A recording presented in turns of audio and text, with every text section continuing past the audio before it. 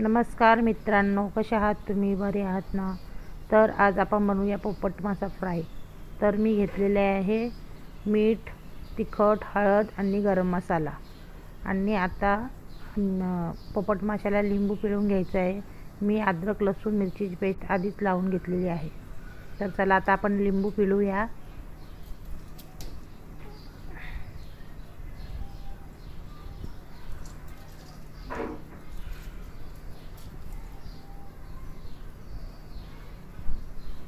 तर त्यानंतर सर्व आता आपल्याला एकत्र करायचं आहे. मसाले वगैरे लावून घ्यायचे आहेत.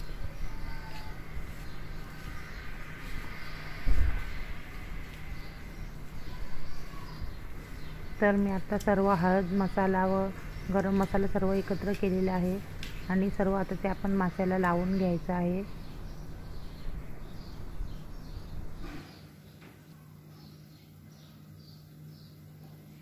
सर्व लावून झालेले आहे.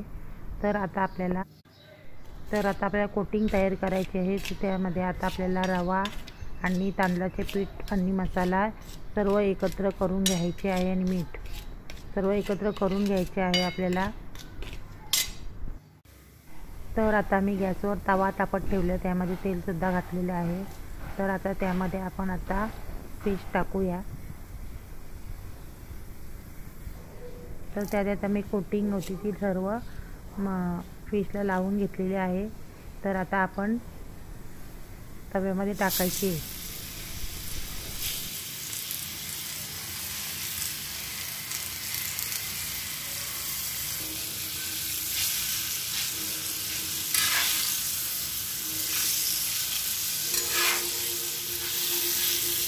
तर सॉरी मित्रांनो, तुम्हाला व्यवस्थित दाखवता येत नाही कारण एका हातामध्ये मोबाईल आहे माझ्या, त्यामुळे.